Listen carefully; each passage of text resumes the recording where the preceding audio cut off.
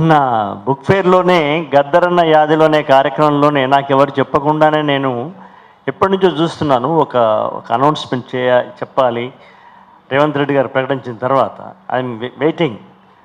సరిగ్గా టైంలో బుక్ ఫేర్లో రవీందరు ఏర్పాటు చేసి గద్దరన్న యాదిలో అప్పుడు నేనే స్వయంగా కల్పించుకొని రేవంత్ రెడ్డి గారికి గద్దరన్న అవార్డు ప్రకటించినందుకు నేను అభినందిస్తున్నాను, నేను ఆహ్వానిస్తున్నానని చెప్పి ఆ రోజు చెప్పడం జరిగింది. ఈ ఒక్క విషయంలో రేవంత్ రెడ్డి గారిని రెవల్యూషన్ రెడ్డి అని అనొచ్చు. ఎందుకంటే ఇంతవరకు ఎవ్వరూ చేయలే ఆ సాహసం రాజశేఖర రెడ్డి గారు చేయలేదు, లేదా ఇంకా మనం బిగినించి చూసుకుంటే ఏ ముఖ్యమంత్రి కూడా ఆ సాహసం చేయలే. అసలు విప్లవం అంటే మార్పు అనే అర్థం తీసుకుంటే మార్పునే రెవల్యూషన్ అంటారు అనుకుంటే రేవంత్ రెడ్డి గారిలో వచ్చింది గొప్ప మార్పే కదా. ఎందుకంటే ఆ పీఠం మీద ఉండి ఇక్కడ మనం ఉండి లక్ష్య చెప్తవచ్చు, కానీ ముఖ్యమంత్రి పీఠం మీద ఉండి రేవంత్ రెడ్డి గారు అనేది ఆయన్ను రెవల్యూషన్ రెడ్డి అనాలనిపిస్తుంది ఈరోజు. తర్వాత మనం ఎంతసేపు గద్దరన్న రాష్ట్ర స్టేట్ అవార్డు ఇచ్చినందుకు సంతోషపడుతున్నామో అది ఆహ్వానిస్తున్నాము, అది ఓకే. ఇప్పుడు జ్ఞానపీఠ అవార్డు అనేది ఒకటి ఉంది. అసలు దేశం లెవెల్లో జానపద పీఠ అవార్డు ఎందుకు ఉండకూడదు?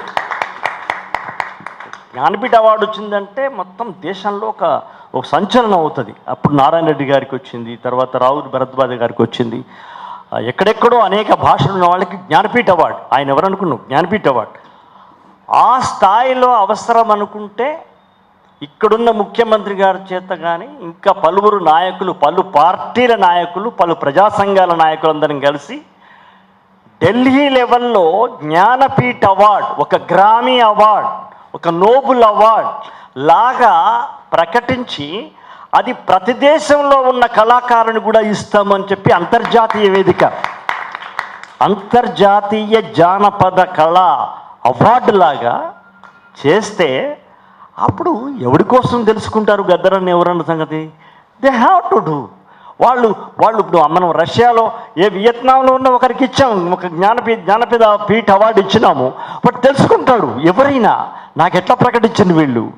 మేము సుద్దాల హనుమంత అవార్డే మేము గూగి వాత్యాంగోకి ప్రకటించగలిగినప్పుడు గద్దరన్న అవార్డు మనము నోబెల్ సాయిజ్లో చేయలేమా? తలుచుకుంటే ఏదైనా సాధ్యం అవుతుంది.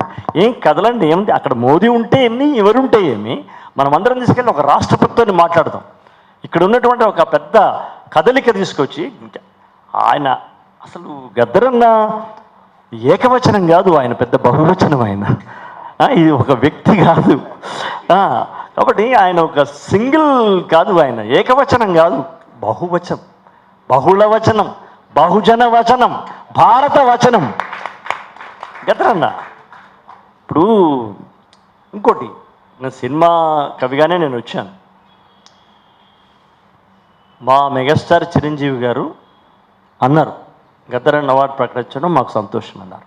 అట్లాగే మన మోహన్ బాబు గారు కూడా అన్నారు.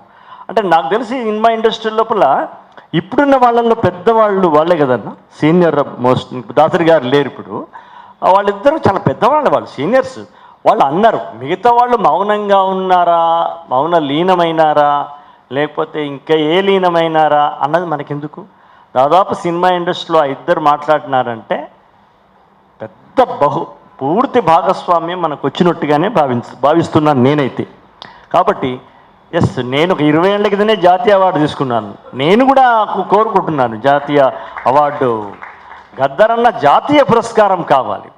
రేవంత్ రెడ్డి గారిని మనం అభినందిస్తూనే, వారికి ధన్యవాదాలు తెలియజేస్తూనే, ఢిల్లీ లెవెల్లో ఒక జ్ఞానపీఠ అవార్డు లెవెల్లో ఒక జానపద పీఠ అవార్డ్ అని పెట్టి దానిలో గద్దరన్న బొమ్మ వేసి సరిపోయాయి. ఆ జానపద పీఠం ఇంకేదో పెడతాం, పేరుకేం వచ్చాయి. మా సార్ లేరా, మాకు వెళ్ళే సార్ లేరా, పేరు పెట్టడానికే వచ్చి మనం షేర్ చేసుకోవడం ముఖ్యంగా. పేరు ఎంతసేపు పాశం యాగరన్న టప్పున పెట్టేస్తారు చెప్తే.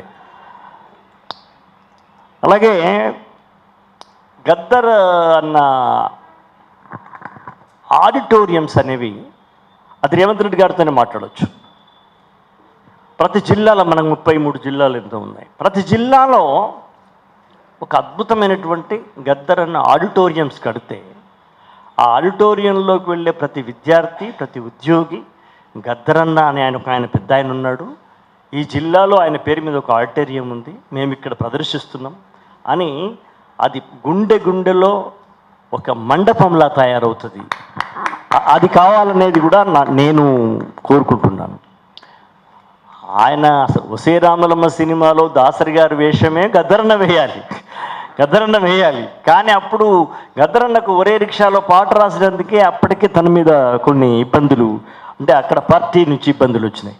కాబట్టి దాసరి గారు ఆ మాట మేము మాట్లాడుతున్నప్పుడు నాకు కూడా వచ్చింది ఆలోచన, నేనెందుకు అన్నతోనే చేస్తే అయిపోయింది, బ్రహ్మాండంగా ఉంటుంది, కానీ అన్న పాట రాసినందుకే చాలా ఇబ్బంది పడుతున్నాడు రా అన్నట్టుగా చెప్పినాడు.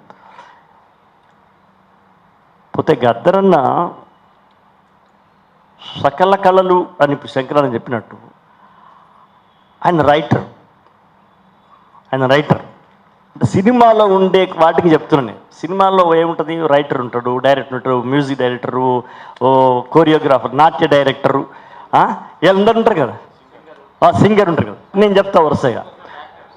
గద్దరన్న రైటర్, గద్దరన్న సింగర్, గద్దరన్న కొరియోగ్రాఫర్, గద్దరన్న యాక్టర్, గద్దరన్న డైరెక్టర్, గద్దరన్న మ్యూజిక్ డైరెక్టర్, గద్దరన్న అక్కడ ఉన్న వాళ్ళందరిలో లేనిది ఏంటంటే గద్దరన్న వాగ్గేయకారుడు.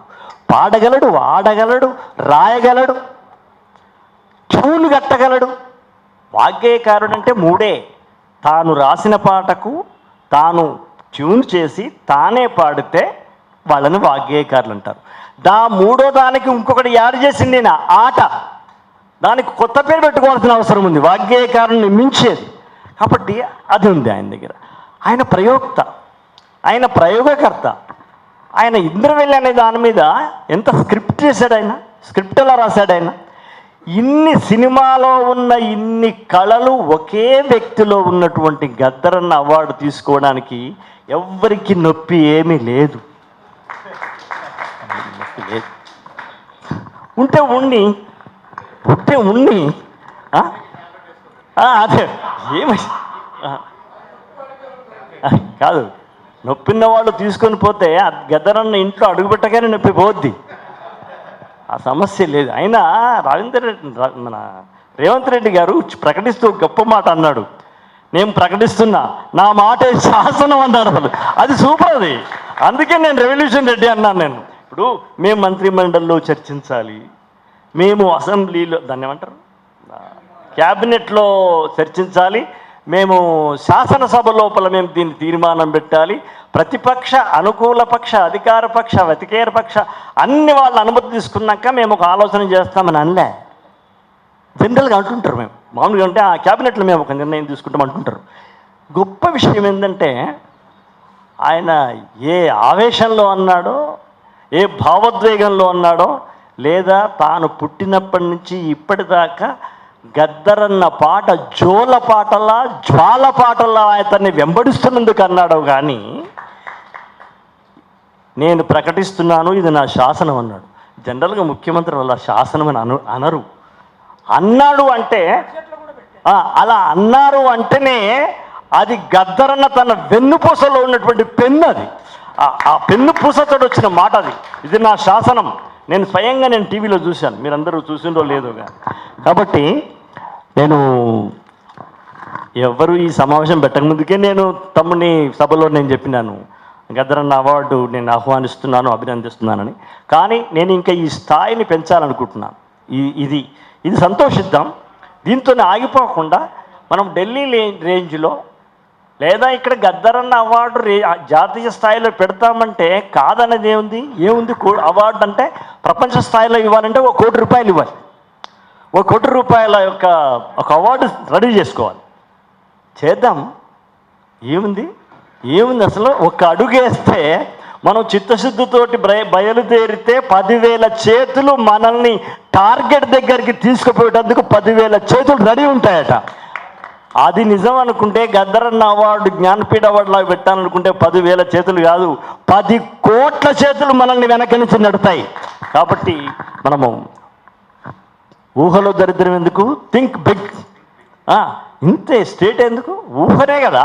ఊహించడం చాలా విశాలంగా ఊహిద్దాం, అంత కాకుండా పెద్దగా ఊహిద్దాం. ఎస్, ఒక గ్రామీ అవార్డ్, ఒక నోబెల్ అవార్డ్, ఇలాంటి అవార్డ్స్ లాగా గద్దరన్న అవార్డు చేస్తే ప్రపంచవ్యాప్తంగా కూడా ఒక చెగ్వేరా బొమ్మలు టీషర్ట్లో వేసుకున్నట్టు గద్దరన్న బొమ్మలు ప్రపంచవ్యాప్తంగా యూత్ బొమ్మలు టీషర్ట్స్ మీద వేసుకునే కాలం రావాలని కోరుకుంటూ నమస్కారం.